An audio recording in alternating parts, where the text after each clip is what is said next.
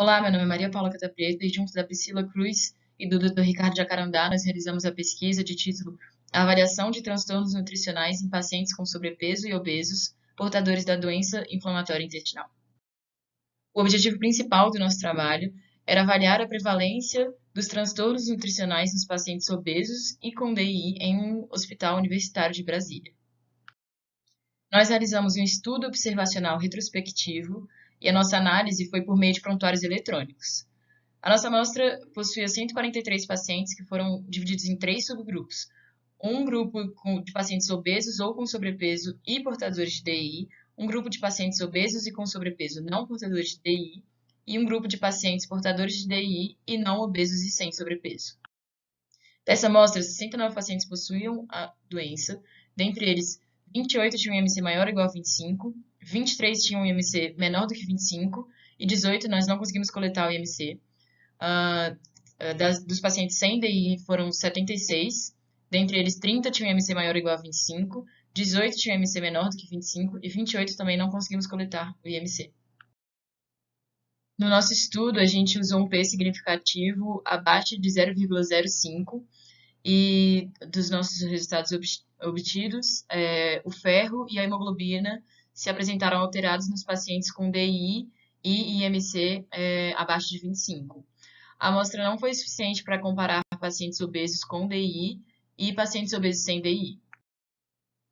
Aqui está uma tabela de todos os marcadores que a gente conseguiu avaliar, né, mas apenas o valor do ferro e da hemoglobina que tiveram um P significativo para o nosso trabalho. Os nossos resultados não foram exatamente como a gente estava esperando, em comparação com o que a gente vinha lendo aí nos artigos anteriores, nas pesquisas e toda a literatura. Alguns fatores que podem ter acabado enviesando a nossa pesquisa foi a não separação dos pacientes com retocolite ulcerativa e com doença de Crohn, justamente porque essas duas doenças acometem em lugares diferentes do trato gastrointestinal, né? A retocolite ulcerativa ela está mais restrita ao cólon, enquanto a doença de Crohn pode acometer qualquer local do trato gastrointestinal, então isso pode acabar tendo gravidades diferentes, dependendo do local que ela está localizada, né?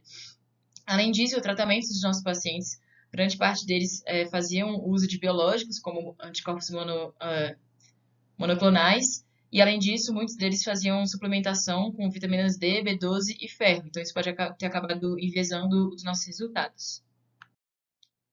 Então, aí está demonstrando, né, que 43,47%, uma porcentagem alta, assim, que tem bastante influência, dos pacientes faziam uso de imunobiológicos.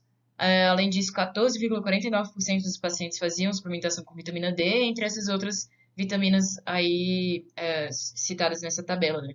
Então, isso pode ter acabado influenciando mesmo nos nossos resultados. Outros fatores que podem ter influenciado foi o fácil acesso que pacientes em uma grande cidade, como Brasília, onde a pesquisa foi realizada, possuem a hospitais e a um acompanhamento multidisciplinar. Além disso, o grupo controle, ele tinha pacientes com outras comorbidades, como esteatose hepática ou síndrome do intestino irritável, o que pode ter acabado também afetando a nutrição desses pacientes e atrapalhando a comparação, né, dos transtornos nutricionais dos pacientes com a doença inflamatória intestinal.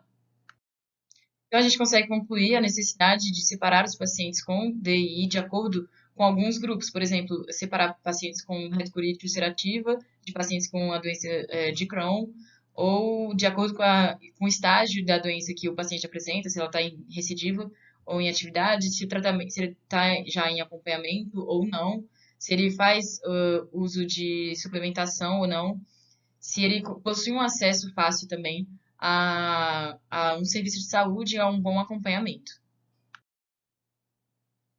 Além disso, os pacientes do grupo controle também devem ser melhor selecionados, buscando evitar que eles já possuam alguma comorbidade que tenha influência na nutrição. Então, pacientes rígidos para que a comparação seja entre os pacientes com a doença inflamatória intestinal e pacientes rígidos. Além disso, a nossa amostra foi uma amostra por conveniência, então talvez se ela fosse uma amostra randomizada, isso teria tido uma melhor influência assim, na nossa pesquisa. É isso, obrigada.